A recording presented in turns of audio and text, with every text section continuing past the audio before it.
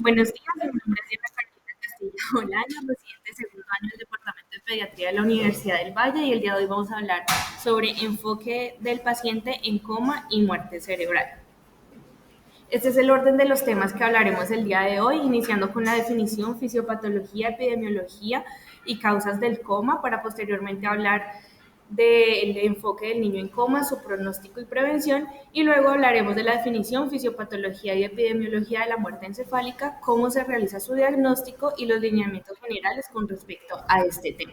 Entonces iniciamos con el coma. La palabra coma deriva del griego coma, que significa sueño profundo. El término se utilizó inicialmente en la medicina hipocrática en el siglo II por Galeno antes de reaparecer en el siglo XVII para describir el estado de falta de conciencia. Actualmente se define como un estado de inconsciencia profunda que se establece con ausencia de movimientos oculares, falta de respuesta a estímulos dolorosos e imposibilidad de la vocalización. El término coma pues abarca un espectro muy amplio de gravedad de la enfermedad debido a que hay una gran variedad de modos y mecanismos de lesión que lo pueden producir, pero es importante que lo sepamos distinguir de la muerte cerebral. Como podemos ver en la tabla, ambos estados se caracterizan por la inconsciencia, ausencia de respuesta a estímulos dolorosos, pero en el caso de los niños con coma, estos dependiendo de la causa pueden tener conservados sus reflejos del tronco encefálico y pueden presentar movimientos involuntarios e inespecíficos, así como pueden también mantener eh, una función respiratoria. A diferencia de los que presenten muerte cerebral, en los cuales hay ausencia de toda actividad cerebral, incluida la función respiratoria o la respuesta motora. Y como veremos más adelante, estos niños con muerte encefálica solo podrían presentar a nivel motor reflejos espinales. Para entender mejor los conceptos que vamos a tratar en la charla, vamos a recordar ciertos conceptos de anatomopatología. Entonces tenemos básicamente el encéfalo, que se subdivide en distintas porciones, como son el telencéfalo, diencéfalo, cerebelo y tallo cerebral. Y en el tallo cerebral, este pues va a poner del mesencéfalo, la protuberancia o puente y el bulbo raquídeo. En la protuberancia y el mesencéfalo se va a contener los núcleos del sistema de activación reticular ascendente, los cuales son vitales para la excitación cortical y la conciencia, mientras que en el bulbo se van a contener los centros de control de la homeostasis cardiorrespiratoria y los núcleos orígenes de los nervios craneales también los vamos a encontrar a nivel del tronco encefálico. Tenemos entonces que a partir de la interacción entre la corteza y el sistema activador reticular ascendente se da la conciencia. El sistema reticular activador ascendente va a estar formado por un conjunto difuso de neuronas que se van a situar en el tronco encefálico y que tiene como función principal el mantenimiento del estado de alerta. Este sistema lo que hace es enviar proyecciones en los núcleos intratalámicos, que a su vez va a enviar proyecciones hacia la corteza cerebral para mantener la conciencia.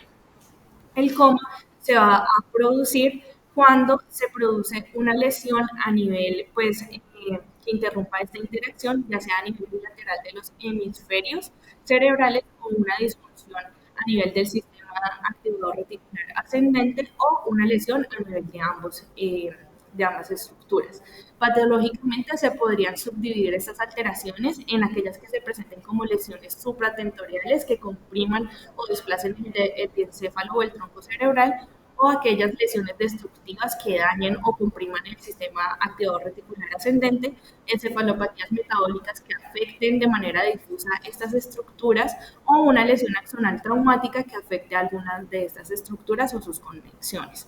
Otra clasificación podría ser si se trata de una alteración principalmente estructural o una alteración tóxico-metabólica la que esté causando el coma. Entonces tenemos que a nivel estructural, pues las principales alteraciones que encontramos son producidas por trauma, neoplasias, enfermedad vascular, infecciones locales o hidrocefalia, y entre las causas tóxico-metabólicas encontramos la lesión hipóxico-isquémica, alteraciones metabólicas intrínsecas, intoxicaciones, infecciones o epilepsia.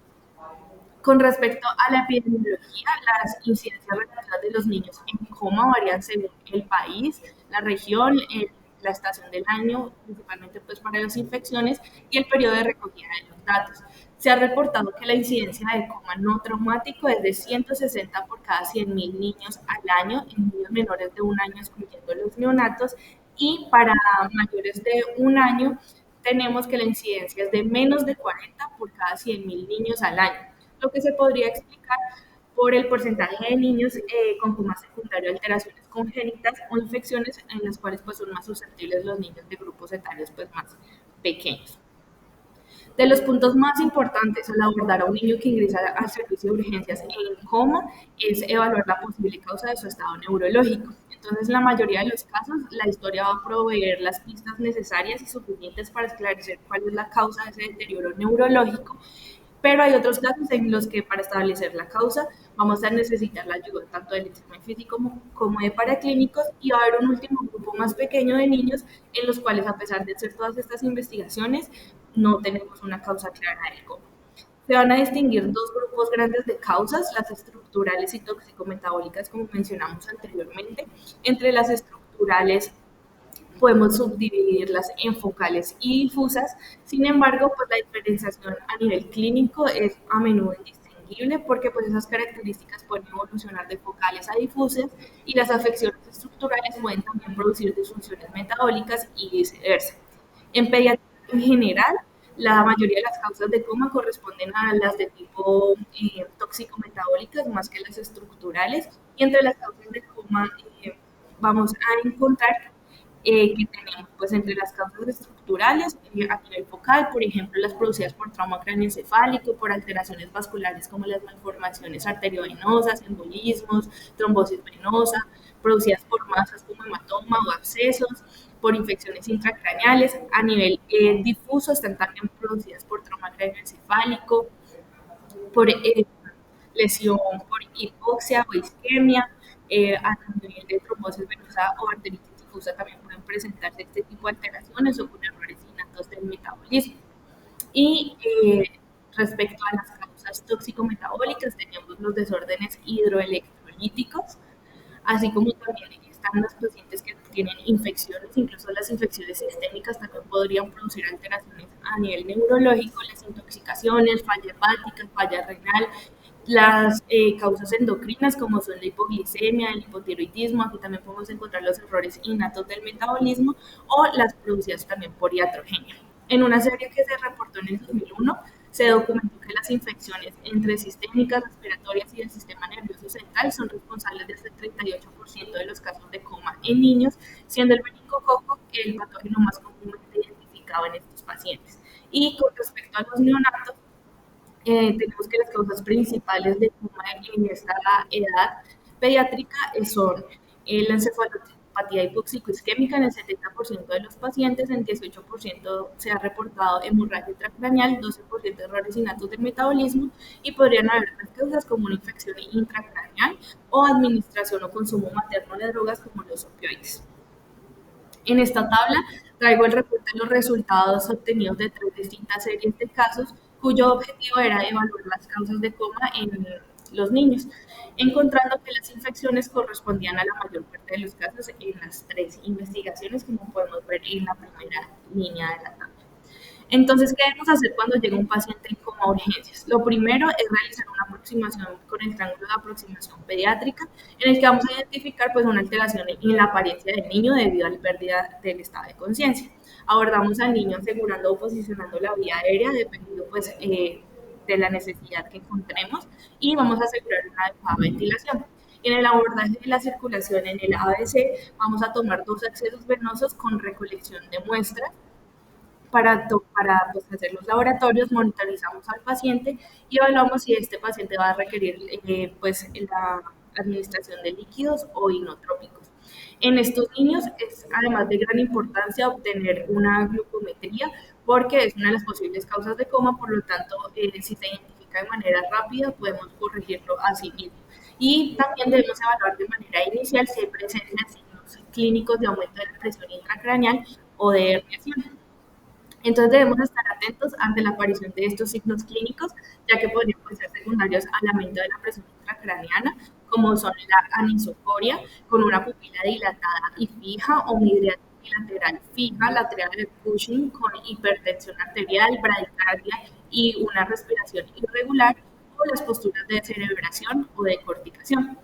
Recordar pues, que los pacientes con estos signos pueden estar presentando una herniación cerebral, la cual es una protrusión de compartimentos craneal a otra a consecuencia de un aumento de la presión intracraneal. y estas se pueden clasificar en extracraneales e intracraneales. Entre las intracraneales la podemos clasificar en supratentoriales e infratentoriales.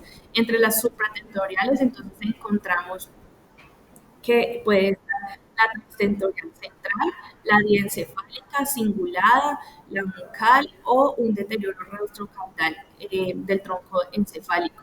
Y en las infratentoriales tenemos que se pueden encontrar la amigdalina o la hernia cervical del tronco encefálico. Dependiendo pues, del tipo de herniación que presente el paciente, se pueden presentar distintos signos clínicos. Por ejemplo, a nivel de la herniación uncal, vamos a tener un paciente con una pupila única, dilatada y fija. Puede también presentar emparejo. En el caso de una herniación encefálica, el paciente presenta pupilas puntiformes, reactivas a la luz, puede presentar hipertonía y una postura flexora. A nivel de el puente, pero a nivel pues, superior de este, el paciente puede presentar pupilas puntiformes, pero van a ser reactivas a la luz y pueden presentar una respuesta extensora al dolor e hiperventilación. Si la lesión, la herniación es a nivel puntina inferior, entonces el paciente se presenta con pupilas puntiformes, fijas, que no, pues, no responden a la luz, flacidez, puede tener una respiración atáxica y si es ya a nivel medular, entonces los pacientes presentan pupilas dilatadas, fijas y pueden entrar en paro pues, respiratorio. Después de esto, entonces también es muy importante recordar que una de las principales recomendaciones en el manejo de estos pacientes es de tratar de mantener la perfusión sanguínea cerebral apropiada según la edad. Entonces, para niños y lactantes menores de 2 años, se recomienda mantener una presión de perfusión cerebral entre 45 a 50 milímetros de mercurio. Para niños entre 2 a 8 años, entre 50 a 55 milímetros de mercurio. Y en niños mayores de 8 años, entre 55 y 60 milímetros de mercurio. Tener en cuenta que presión representa el gradiente de presión de conducción del flujo sanguíneo cerebral, por lo tanto nos va a hablar de la oxigenación y la tasa metabólica entregada a nivel del tejido cerebral. Y teniendo en cuenta pues que la presión de perfusión cerebral es la diferencia entre la presión arterial media y la presión intracraneal, pues es de gran relevancia que mantengamos a estos pacientes en cifras normotensionales, pues para mantener también la perfusión cerebral. Adicionalmente, pues son pacientes que tienen una dificultad para tener la regulación de la temperatura, por lo cual es muy importante que hagamos medición de esta y los mantengamos en normotermia, además de mantenerlos también al paciente en normoxia y normocapnia. Se debe posicionar la cabeza del paciente en la línea media, tratando de evitar alguna obstrucción del flujo venoso a nivel del cuello, y se debe mantener la cabecera a 20-30 grados, sobre todo en pacientes en los que sospechemos que tengan un aumento de la presión intracraneana. Y pues aquí es importante recordar que si es un paciente en el cual sospechamos que puede tener también un trauma cervical, pues no vamos a realizar este tipo de maniobras hasta descartar alguna lesión a este nivel. Si los pacientes presentan convulsiones, estas se tienen que tratar de manera oportuna, lo cual vamos a profundizar un poco más adelante. Y como mencionamos previamente, identificar la causa del estado de coma en el paciente es un punto central en el abordaje de este, por lo que es importante realizar una historia clínica detallada y un examen físico completo para poder saber así también qué exámenes complementarios son adecuados según la sospecha diagnóstica que tengo en el paciente y asimismo poder dar un manejo específico según la etiología del coma. Y en caso que después de todo este enfoque no tengamos una causa clara del coma, entonces se recomienda que pensemos si es necesario repetir algún paraclínico de los que ya realizamos o pues también la historia clínica, hacerla nuevamente y el examen físico completo. Dentro de la monitorización inicial se debe evaluar el estado neurológico del paciente, el tamaño y reactividad pupilar, cuál es su patrón respiratorio, tomar signos vitales completos incluyendo la temperatura corporal, cuantificar la diuresis de estos pacientes y se deben realizar gases arteriales para corroborar el estado ácido-base del paciente. Estos datos van a ser de gran relevancia porque nos permiten conocer el estado clínico y hemodinámico del paciente, además de identificar una posible causa del coma. Por ejemplo, pues si tenemos en los signos vitales fiebre, eso va a ser un indicador que nos puede estar hablando de que la causa sea pues infecciosa, o recordar también que los niños con errores innatos del metabolismo pueden presentar también aumento de la temperatura, o aquellos que tengan intoxicaciones con sustancias, por ejemplo, como los anticolinérgicos. Y en todo niño que hipertensión es muy importante que descartemos que tenga pues, de pronto, o sea, secundaria a un aumento de la presión intracraneal. Posterior a hacer esta monitorización inicial, vamos a realizar una historia clínica detallada y un examen físico completo, y se recomienda que todo esto sea realizado dentro de los primeros 15 minutos de atención del paciente después de su llegada a urgencias. En el examen neurológico es muy importante realizar la clasificación de la severidad del coma, y pues la Asociación Británica de Neurología Pediátrica recomienda el uso de la escala modificada de Glasgow para pediatría, cuyo puntaje al momento de ingreso se va a asociar con el pronóstico del paciente, y es además predictor, es el predictor pues, más importante sobre riesgo de muerte, requerimiento de cirugía, estadía prolongada en UCI y presencia de lesiones severas. Esta escala se debe realizar a todos los pacientes, excepto en aquellos que puedan tener alteración por bloqueadores neuromusculares, o que estén con altas dosis de anticonvulsivantes o agentes anestésicos. Con esta escala lo que vamos a hacer es evaluar el estado de conciencia del paciente, y vamos a obtener una puntuación de 3 a 15. Vamos a valorar la apertura ocular, la respuesta motora y verbal del paciente. La respuesta ocular se puntúa de 1 a 4, dando 4 puntos a la apertura ocular espontánea, 3 puntos a la apertura ocular ante estímulo verbal, 2 puntos a la apertura ocular ante el dolor, o 1 si no hay respuesta alguna. La respuesta motora se va a puntuar de 1 a 6, siendo 6 puntos si el paciente mayor de 5 años sigue órdenes, o si el menor de 5 años tiene movimientos normales espontáneos o retirante, pues tocarlo. 5 puntos si el paciente localiza el dolor. 4 si tiene una flexión anormal ante el dolor. 2 si realiza extensión anormal, y 1 si no responde al dolor. Para valorar la respuesta verbal se va a puntuar de 1 a 5, dando 5 puntos a aquellos niños mayores orientados o niños más pequeños que se encuentren alerta, que balbuceen o digan palabras o frases dependiendo pues, de su neurodesarrollo. 4 puntos al niño mayor que esté confundido, o si es un niño pequeño que tenga una respuesta verbal espontánea menor a la usual para su neurodesarrollo, o que tenga un llanto irritable. Vamos a darle 3 puntos para el niño grande que diga palabras pero que estas sean inapropiadas, o un niño pequeño que llore ante el dolor. Y 2 puntos para aquel niño grande que hace sonidos incomprensibles, o 2 puntos para el niño pequeño que hace muecas ante el dolor, y 1 punto a aquellos que no responden, ni grandes ni pequeños, ante el estímulo doloroso. Sin embargo, pues esta respuesta verbal es de muy difícil valoración, sobre todo en niños que están intubados, por lo que se propone el uso del Grimace para valorar la respuesta verbal de estos niños. En este se van a dar 5 puntos a aquellos que tengan respuesta facial normal espontánea o actividad oromotora, como que succione el tubo, o pues que tenga esa actividad a ese nivel. 4 puntos si su respuesta es solamente ante el tacto. 2 puntos si hace muecas leves o solo hace cambios en la expresión facial ante el dolor, y 1 punto si definitivamente no hay respuesta ni siquiera ante el dolor. Al examen físico, además es importante también medir el perímetro cefálico. Se debe medir de todos los niños pequeños y compararlo con los registros previos. Hay que evaluar pues, la fontanela anterior, las suturas del paciente, valorar si hay presencia de signos meningios como la rigidez nucal o el kerning, teniendo en cuenta que los niños en coma puede que tengan una infección a nivel como meningitis, encefalitis, y no presenten estos signos. Y en cuanto al paciente esté estable, también se debe evaluar la antropometría del niño y compararla con registros previos, porque, por ejemplo, si es un niño que tenga una falla de medro, nos puede hacer sospechar en un error innato en el metabolismo. Evaluar en la región torsolumbar y sacra, porque pueden existir signos de disrafismo y senos que nos hagan pensar pues, en alguna alteración de este nivel. A la palpación abdominal, buscar hepatomegalia, esplenomegalia, que nos puedan sugerir un error innato del metabolismo o alguna infección como por ejemplo la malaria. Y se debe hacer una inspección minuciosa de la piel en busca de lesiones que hagan pensar en un posible síndrome neurocutáneo o máculas, rash, equimosis o petequias que nos llevan a pensar en un posible trauma, maltrato, desórdenes hematológicos o infecciones como aquellas producidas por meningococo.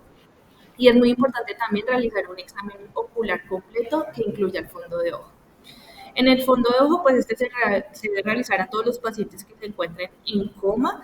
Aquí debemos recordar que la presencia de hemorragia retiniana sugiere la presencia de una posible hemorragia intracraneal y la posibilidad de que esta sea intencional y por lo tanto debemos descartar un posible trauma craneoencefálico abusivo. El papiledema se puede ver de manera temprana en niños en estado comatoso, pero no es lo usual. Y también se deben buscar las pulsaciones venosas. En los niños que las tienen sugieren que no hay presencia de aumento de la presión intracraneal, pero el hecho de que no estén no confirma que haya aumento de la presión intracraneal. Al examen extraocular es muy importante evaluar los movimientos oculares. En caso de que haya movimientos oculares repetitivos con sacadas rápidas, como podemos ver en el video, así haya o no temblor en los párpados, esto nos puede sugerir que el paciente tenga un estado epiléptico no convulsivo. Si hay nistagmus evidente, también este puede ser secundario a intoxicaciones con fenitoína o barbitúricos. Y podemos encontrar también oftalmoplegia, espasmos convergentes o divergentes, eh, también episodios de retracción del párpado que pueden sugerir una disfunción a nivel del tronco encefálico y la desviación ocular persistente que puede sugerir una disfunción del tallo que también pues, podría ser a nivel hemisférica o un foco también epileptogénico. Los movimientos oculares se evalúan con el reflejo óculo-cefálico o maniobra de ojo de muñeca, como vemos en el video, en el cual se abren los párpados del paciente y se realizan movimientos de la cabeza hacia los lados. Y lo normal es que, como vemos en el video, los ojos se dirigen hacia el lado contrario de la cabeza. Se debe tener en cuenta que esta maniobra pues, no va a poder ser realizada en niños que hayan presentado trauma o tengan sospechas de una lesión cervical. Cuando el paciente presente la mirada hacia arriba, nos va a sugerir la presencia de una posible herniación y la parálisis de la mirada conjugada, como en la imagen de abajo, también puede estar relacionada con alteraciones estructurales. La oftalmoplegia, como veíamos anteriormente, pues es sugestiva de alteración estructural a nivel del tronco encefálico, pero también podría estar secundaria a una intoxicación por fenitoína o por miastenia graves o pacientes que estén con bloqueadores neuromusculares. Valoramos también la presencia de reflejos, como son el reflejo corneal, que puede estar abolido bilateralmente en pacientes que ya te presenten en coma profundo y se trata como pudimos ver en el video. Cuando la respuesta se da el cierre ocular débil solamente de un lado con un buen cierre del otro, nos sugiere una lesión hemisférica contralateral o una lesión ipsilateral a nivel del tronco encefálico. También debemos evaluar el tamaño de las pupilas y su reactividad ante la luz, tanto directa como consensual, porque esta respuesta se asocia con la severidad del cuadro. Cuando hay una respuesta normal o relativamente normal, nos va a sugerir que la causa puede ser más hacia una causa tóxico-metabólica, que es pues, que una posible causa estructural. Cuando el paciente presenta una pupila fija y dilatada, como veíamos anteriormente, sugiere una herniación transtentorial y si la dilatación fija es bilateral, entonces sugiere una herniación central. Si hay presencia de midriasis con el resto de movimientos oculares conservados, vamos a pensar en una posible intoxicación, en este caso por barbitúricos, simpático-miméticos o anticolinérgicos, y si por el contrario es miosis con el resto de movimientos conservados, vamos a considerar una posible intoxicación por opiáceos, etanol, ácido valproico o anticolindesterases. En la evaluación del sistema motor debe comprobarse el tono del paciente y evaluar la respuesta al estímulo doloroso. La respuesta ante el dolor se va a evaluar de manera central y periférica, ejerciendo a nivel central, ejerciendo presión supraorbitario o del esternón o pellizcando el trapecio pues completo. A nivel periférico se puede hacer con la presión en la parte proximal de las uñas y el paciente puede presentar flexión de extremidades, retiro o patrones de decorticación o descerebración. En el de decorticación, este va a consistir en una flexión y aducción de los brazos sobre el pecho, como podemos ver en la imagen, con los puños cerrados y extensión de las piernas y a la vez rigidez generalizada del cuerpo, lo cual nos va a sugerir una situación pues neurológica grave en el paciente con coma, con un daño del fascículo córtico espinal, que es el que comunica el cerebro con la médula espinal. Y la postura de cerebración, que es la de arriba, consiste en la rotación, en la extensión, aducción y rotación interna de los brazos dispuestos paralelamente a las piernas con los puños cerrados y extensión de las piernas con los pies mirando hacia abajo, a la vez de rigidez generalizada en el cuerpo. La cabeza y el cuello también van a estar curvados como hacia atrás y también en un niño con estado comatoso, pues nos va a sugerir una afectación neurológica grave con daño en el tallo cerebral superior. También puede ser pues, secundario a un aumento de la presión intracraneana y a la hernia central, como pues, lo mencionamos. La debilidad focal usualmente va a implicar que la causa es una lesión estructural, aunque también pueden presentar los pacientes que tengan una alteración transitoria como es la parálisis de TOT posterior a un estatus epiléptico o puede ser secundaria a un coma metabólico. La distonía o disquinesia en un niño en coma sin antecedentes de enfermedades metabólicas van a sugerir de pronto una intoxicación por fenitoína y la flacidez reflexia son signos de ya pues gravedad en el paciente en coma, en los cuales debemos excluir el síndrome de motoneurona inferior, el uso de bloqueadores neuromusculares o que el paciente tenga altas dosis de depresores del sistema nervioso central como posibles causas del coma. La evaluación de la respiración también es muy importante porque nos permite localizar tentativamente el sitio de disfunción y determinar la progresión del efecto supratentorial de las lesiones. El paciente puede presentar un patrón respiratorio normal o una respiración de Shin-Stokes en donde hay un aumento y disminución gradual de la respiración hasta llegar a apnea y retomar el ciclo. Esta respiración sugiere una lesión a nivel de los hemisferios cerebrales o del diencéfalo. El paciente puede presentar hiperventilación central neurogénica, que indica un patrón sostenido, monótono de respiración rápida y profunda que se va a observar en sujetos comatosos con lesión a nivel del mesencéfalo. También puede presentar una respiración apneústica en la que el niño va a inhalar profundamente pero no exhala por completo y sugiere una lesión a nivel potina media o baja, un patrón respiratorio atáxico en el cual la respiración se mantiene con alguna ritmicidad, pero va a variar la profundidad de cada una de las respiraciones y se puede ver interrumpida por periodos de apnea, como vemos en la imagen, y va a sugerir disfunción en la médula, o el paciente puede presentar apnea total, que va a corresponder a una disfunción a nivel del bulbo.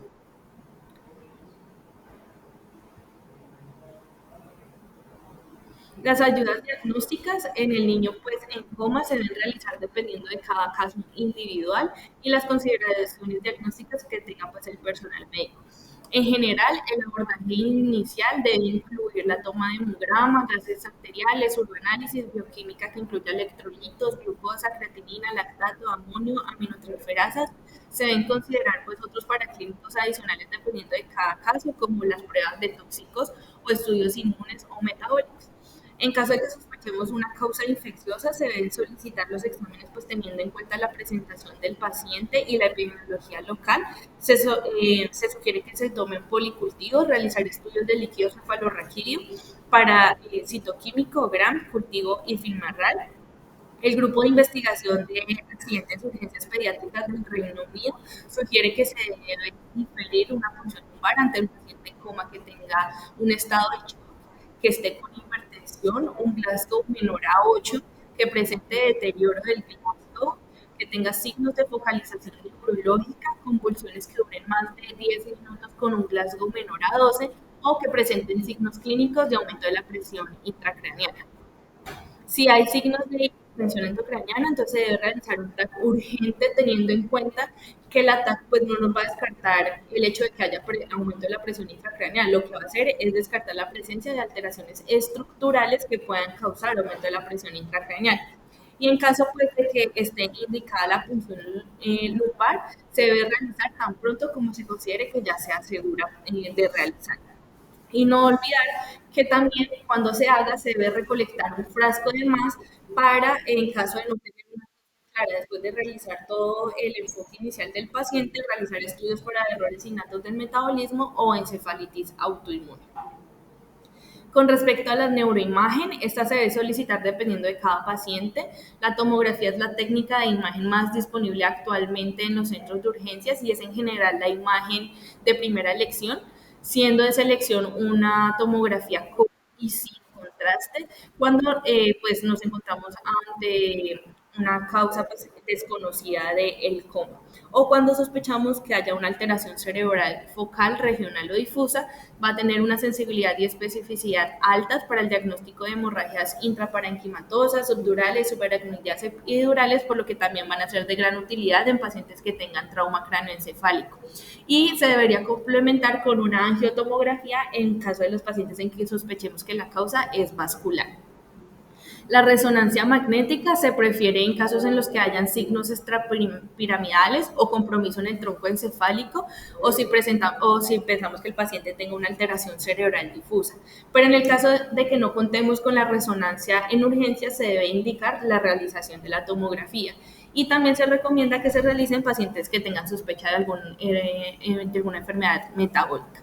Respecto a la ecografía transfontanelar, esta puede ser conveniente en neonatos críticamente enfermos, ya que pues, se va a poder realizar al lado de la cuna y es una prueba diagnóstica muy disponible, pero siempre se debe realizar en cuanto se pueda la resonancia cerebral para descartar pues, alteraciones estructurales en estos pacientes. Respecto a la resonancia con espectroscopia, es de utilidad diagnóstica en niños que tengan sospecha de tumores o desórdenes neurometabólicos y recordar que dependiendo de cada paciente también se pueden requerir pues otras imágenes adicionales como la de columna de tórax, la de columna, una radiografía de tórax, abdomen o extremidades y tener en cuenta que pacientes con trauma craneoencefálico que presenten hipotensión arterial tenemos que sospechar que tengan alguna otra lesión interna a nivel pues torácico-abdominal. Y en caso de que estemos sospechando maltrato, recordar realizar la radiografía de huesos largos. En 2017 se publicó este estudio observacional prospectivo que se realizó en niños entre 2 meses y 12 años, en el que se presentaron con alteraciones del estado de conciencia en el centro de urgencias en India, en donde encontraron que durante ese periodo de estudio 16.667 niños acudieron a urgencias, de los cuales 12.893 fueron admitidos y de ellos 496 tenían un diagnóstico inicial de encefalopatía aguda no traumática con un Glasgow menor a 12. De estos niños, 100 fueron pues, incluidos en el estudio. Se realizaron los análisis tratando de evaluar si el uso de resonancia había sido útil o contribuyente en estos pacientes, encontrando que 77 de los 100 niños tuvieron una resonancia contribuyente. En 51, en 51 niños, la resonancia resultó en un cambio directo o indirecto en el manejo. En 30 pacientes la resonancia cambió el diagnóstico y en todos ellos también el manejo. En este estudio fueron diferencias significativas entre los síntomas que estaban presentes entre los niños con resonancia contribuyente y no contribuyente, tampoco entre los hallazgos del encefalorraquídeo y electroencefalograma entre ambos grupos. Y de los niños evaluados, 82 de ellos ya habían tenido pues, la toma de un TAC previo a la resonancia. De estos, 36 habían sido reportados con un TAC normal y 46 con un TAC anormal. De los que tenían TAC anormal, fueron los que tuvieron pues la mayor representación de la contribución significativamente mayor de la resonancia respecto a quienes tenían un TAC normal. De los 82 niños con un TAC previo, en 64 la resonancia fue contribuyente. Y de los 36 niños con TAC normal, en 32 de ellos la resonancia reveló información adicional que lo que había dicho el TAC. Por lo tanto, ellos concluyen que pues se recomienda realizar una resonancia a todos los niños que estén en coma no traumático si tenemos la disponibilidad de realizarla.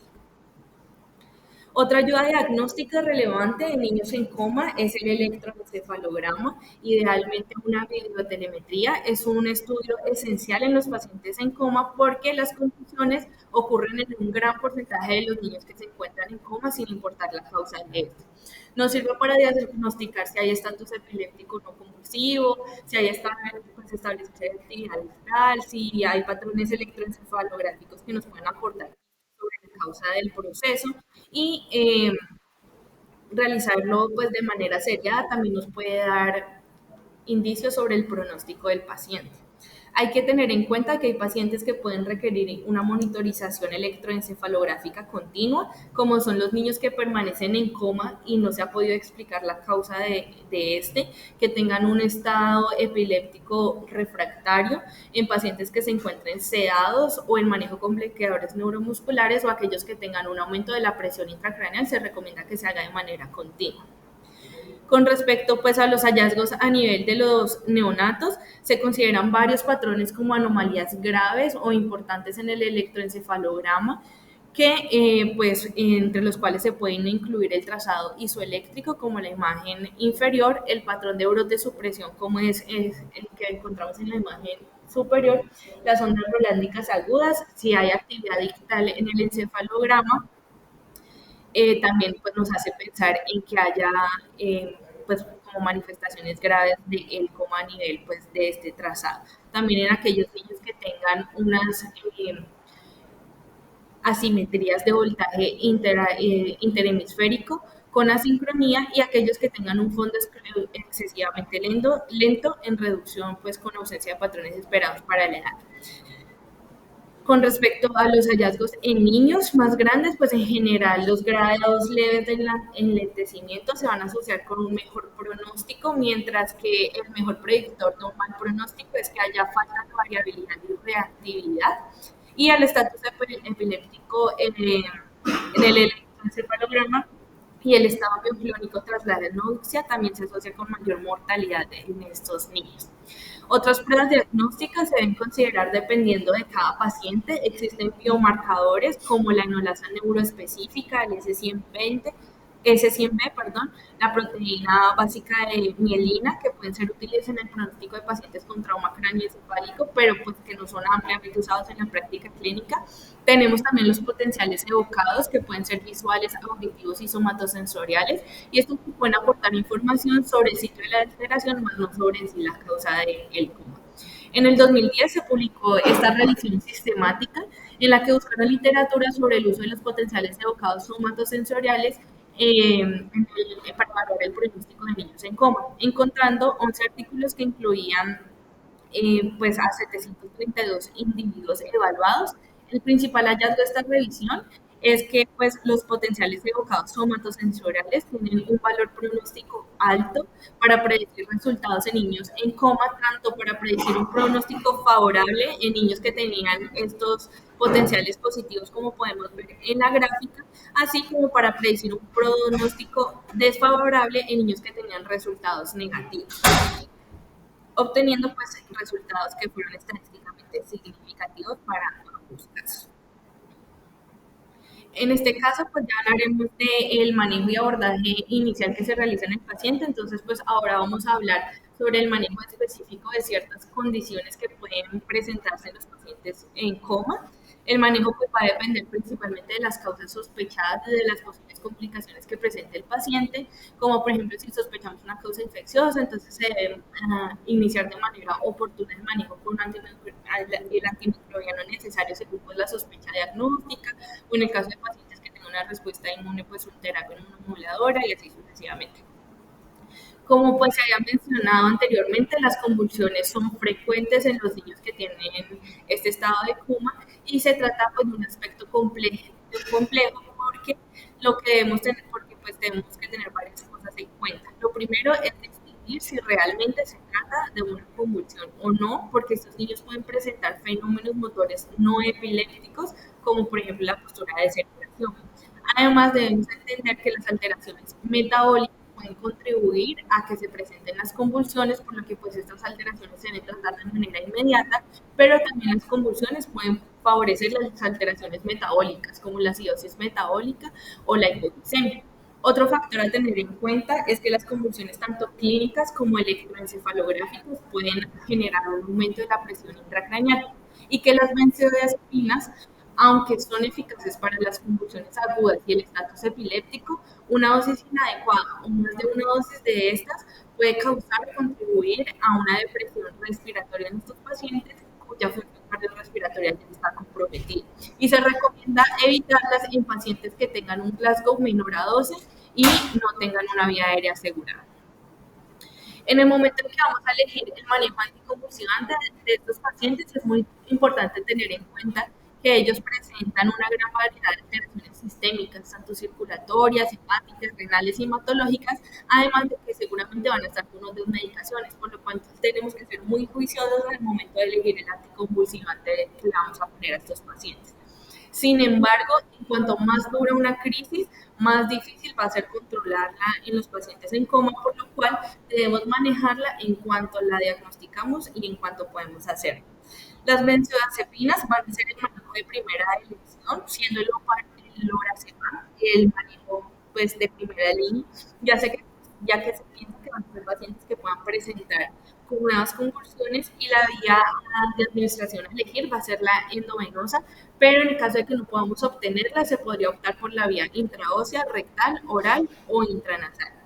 Seguido a esto, se indica si el paciente continúa con la presencia de convulsiones, el manejo con fenobarbital y fenilidina, teniendo en cuenta que si el paciente presenta deterioro cardiorrespiratorio, se prefiere el uso de fenitoína y si se trata de una convulsión febril, se prefiere el uso de fenobarbital. El levetiracetam ha demostrado ser una muy buena opción pues, en este punto o a este nivel, ya que tiene menos interacción medicamentosa que los otros dos fármacos y genera menos efectos adversos. Hay casos pues que en las convulsiones sí ya son muy refractarias y se deben realizar combinación entre estos tres fármacos para controlar las convulsiones. Otra opción que tenemos aquí es la del ácido valproico. Sin embargo, este no debe ser usado en niños menores de 2 años por el riesgo de hepatotoxicidad ante la posibilidad de que el niño presente un error innato en metabolismo y se debe suspender cuando el niño presente hepatotoxicidad o alteraciones hematológicas. Y no se recomienda si el paciente está con otros medicamentos adicionalmente. En caso de que las convulsiones persistan a pesar de todo esto, se debe confirmar si realmente se trata de una convulsión o un evento epiléptico con un electroencefalograma, que en estos casos pues, se va a requerir que ya sea por parte de una monitorización continua, preferiblemente una biotelemetría. También debemos evaluar la posibilidad de que haya una causa metabólica de base, en caso tal pues de que exista poder manejarla. Y en este punto, si se trata de un recién nacido, se indica que se maneje con piridoxina y ácido folínico. Y en caso de que sí se trate de un error innato del metabolismo, la respuesta a estos dos medicamentos va a ser en 15 minutos y ya pues van a parar las convulsiones. En este punto, si el paciente persiste con las convulsiones, se recomienda que se realice una resonancia. En el caso de que ya se haya hecho, se recomienda que se repite. Y si el niño persiste con la convulsión, pues ya el siguiente paso es realizar una infusión con midazolam o fenobarbital. Otro aspecto relevante en el manejo de estos niños es la monitorización de la presión intracraneal. No solo se va a elevar la presión intracraneal en niños con trauma craneoencefálico, también se pueden elevar en condiciones no traumáticas como las infecciones intracraneales, encefalopatía hepática, por cetoacidosis diabética, errores innatos del metabolismo o por un stroke. Y se recomienda que esta monitorización se haga pues, por el alto riesgo e incidencia del edema cerebral, el consiguiente compromiso del flujo sanguíneo cerebral y por el riesgo de inflación, debido a que todas estas condiciones van a aumentar las probabilidades de muerte y la gravedad de discapacidad en los niños en coma. La Sociedad de Cuidados Críticos en Medicina sugiere monitorizar a todos los niños con un Glasgow menor a 8, es decir, que se encuentren en un coma profundo, que tengan lesión cerebral traumática grave. Se debe manejar el valor de una presión intracraneal alrededor, pues hasta máximo 20 como el límite superior para realizar el tratamiento, iniciándose el tratamiento con presiones pues, menores si hay evidencia de herniación cerebral. Y se debe tratar de mantener la perfusión cerebral pues, por encima de los valores que hablamos anteriormente según la edad. El catéter pues, ventricular conectado a un extensómetro externo va a ser el método más preciso, económico y fiable para monitorizar la presión intracraneal. También además va a permitir el drenaje terapéutico de líquido cefalorraquídeo cuando pues, se aumente. Se está evaluando también la espectroscopia transcutánea y transcraneal de infrarrojo cercano para evaluar la presión intracraneal y la perfusión cerebral de forma no invasiva. Y también se podría monitorizar la oxigenación del tejido cerebral con el suministro de oxígeno y el lactato piruvato para evaluar si hay isquemia cerebral. Y entre estas medidas para mantener la presión intracraneal intracraneal, pues vamos a contar con la terapia hiperosmolar, la sedación, parálisis, los barbitúricos, ventilación o incluso pues, ya la ventriculostomía. Los pasos generales para manejar la presión intracraneal son, primero, tratar el shock y mantener unas adecuadas cifras de tensión arterial, evitando la sobrehidratación de estos pacientes, lo cual se hace con los de líquido endovenoso enotrópicos, lo que hablamos de la cabecera elevada a 30 grados, alineada en la línea media para evitar el flujo, evitar la obstrucción del flujo venoso, evitar también estímulos innecesarios en estos pacientes. Debemos mantener la presión arterial de oxígeno sobre 100 milímetros de mercurio y evitar que estos pacientes presenten hipertermia, ya que van a tener una alteración también a nivel de la presión intracraneal. Ya en el manejo específico de la hipertensión endocraniana contamos con varias opciones, como son el catéter interventricular del que hablábamos ahorita, que además de realizar pues, la monitorización, nos permite drenar el líquido cefalorraquídeo de una manera rápida y segura para controlar la presión intracraneal.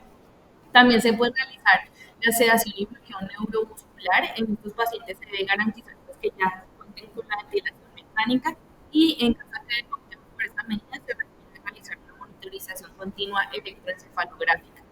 El manejo también se puede hacer con hipotermia, con una temperatura entre 32 a 33 grados. Se podría usar pues, en pacientes que ya tengan una hipertensión endocraniana refractaria durante las primeras 12 horas de presentación. También podríamos usar la hiperventilación, obteniendo pues, una presión arterial de dióxido de carbono alrededor de los 35 milímetros de mercurio, que pues, sería otra opción terapéutica. Y tenemos la terapia hiperosmolar con solución salina hipertónica 0.1 a 1 cc kilo hora o manitol de 0.25 a 1 gramo kilo, que van a ser otras medidas específicas para manejar el aumento de la presión intracraneal.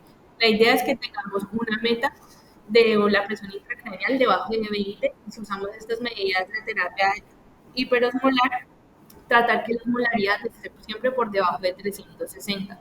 No se deben usar en pacientes que tengan pues hipernatremia, en el caso pues, de la solución salina hipertónica, o en el manitol en pacientes que estén deshidratados o hipotensos. Y ninguno de los dos se podría utilizar en un paciente que esté en estado hiperosmolar. La furosemida también puede ser una posibilidad terapéutica. Se ha visto que puede disminuir la presión intracraneal sin afectar el flujo sanguíneo cerebral y pues puede ser de gran utilidad en pacientes que pues también estén en sobrecarga. Y tenemos también el manejo con barbitúricos que pues sean altas dosis con tiopental de 3 a 5 miligramos kilo y se va a titular pues dependiendo de la presión intracraneal que tengamos y esto se usaría preferiblemente pues, ya en pacientes que tengan hipertensión endocraniana refractaria o que sean secundarias a convulsiones. Y ya por último tenemos la craneectomía descomprensiva en pacientes que ya tienen hipertensión endocraniana refractaria secundaria a un trauma. Hablando del pronóstico, son factores de riesgo de mal pronóstico, que el paciente tenga factores de riesgo socioeconómicos, la anemia y la malnutrición previa al estado de coma, estar críticamente o tener una enfermedad crítica. La profundidad y el tiempo del coma también están relacionados con un mal pronóstico. Los movimientos extraoculares abolidos, que no haya reacción pupilar, que no haya respuesta motora, que no haya control central de la tensión arterial, de la presión arterial y de la respiración, también están relacionados con un mal pronóstico. Si no hay estado si se presenta que el paciente pase de manera rápida de un estado de coma a un estado de vigilia sin respuesta o estado vegetativo que se llamaba anteriormente, eso también es un factor de mal pronóstico en el paciente en coma, al igual que la hipertensión endocraniana refractaria y las convulsiones multifocales o mioclónicas o la presencia de un estatus epiléptico. Respecto a los factores de mejor pronóstico en estos pacientes, los que tienen unas causas tóxicas o encefalopatía simple metabólica van a tener un mejor pronóstico que aquellos que tengan alteraciones estructurales. También aquellos niños que hayan tenido un manejo oportuno y adecuado y a los cuales se les dé una rehabilitación y estimulación adecuada tempranas van a tener un mejor pronóstico respecto a la discapacidad. En este estudio, entonces, ellos lo que hicieron fue subdividir las posibles categorías pronósticas de los pacientes. Entonces, dan como el primer grupo que va a ser un pronóstico o unos resultados normales en aquellos niños que tengan pues un estado neurológico normal, sin ninguna discapacidad, que si tienen convulsiones, todas el 100% sean tratadas pues, de manera oportuna y pues el manejo de ellas sea rápido. Aquellos que tengan discapacidad leve, aquellos los describen como los niños que tienen alteraciones mínimas en el tono, que pueden tener una parálisis de nervio craneal, pero aislada, pueden tener debilidad mínima, una fuerza 4 sobre 5, pueden presentar ataxia pero también mínima y del 75 al 99% de las crisis convulsivas son bien controladas. Y consideran que se trata de un paciente con una discapacidad moderada, aquellos que ya tienen una fuerza 3 sobre 5, que tienen ya múltiples parálisis de nervios craneales, ataxia moderada y que pero que más del 50% de las convulsiones se puedan controlar satisfactoriamente. Consideran discapacidad severa cuando la fuerza ya está por debajo de 3 sobre 5, que presenten ya ataxia significativa, que tengan alteraciones en la deglución o que ya tengan convulsiones que no se logren controlar. Y una discapacidad profunda en aquellos que queden con una discapacidad motora pues severa y que tengan convulsiones que no se puedan controlar o aquellos niños pues, que ya queden en un estado vegetativo. Y el sexto grupo que ellos clasifican de pronóstico pues es ya la muerte. En este estudio que se realizó en el 2011 se analizó el pronóstico de 65 niños sobrevivientes a estado de coma, encontrando que el 58% no presentó discapacidad y 41% de los pacientes presentaron discapacidad neurológica o motora y no se encontró pues, relación estadísticamente significativa entre la causa y el pronóstico, pero sí se encontraron que habían hallazgos relacionados con un mayor riesgo de mortalidad con un resultado estadísticamente significativo como fueron la hipotermia, la hipotensión, la bradicardia, alteración del patrón respiratorio, la no reactividad de pupilas y el Glasgow bajo con hipotonía o hiporreflexia y en esta revisión del 2020 pues se confirmaron estos hallazgos. La prevención, pues todas las medidas de prevención para cualquiera de las causas que puedan producirlo, pues son lo más importante para poder prevenir que los pacientes lleguen a este estado. Ahora pues vamos a continuar con la muerte encefálica, la cual, dos.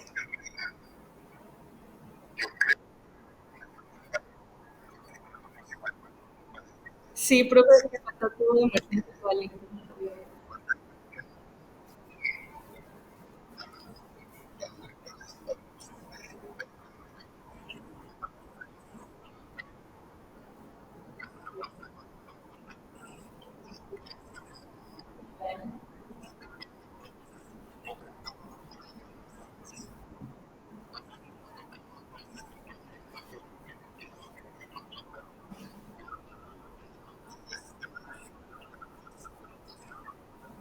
Solo esta semana.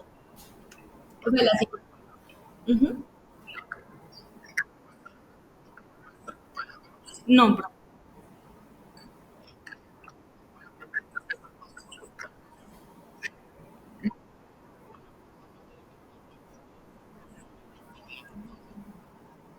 me puso analítico.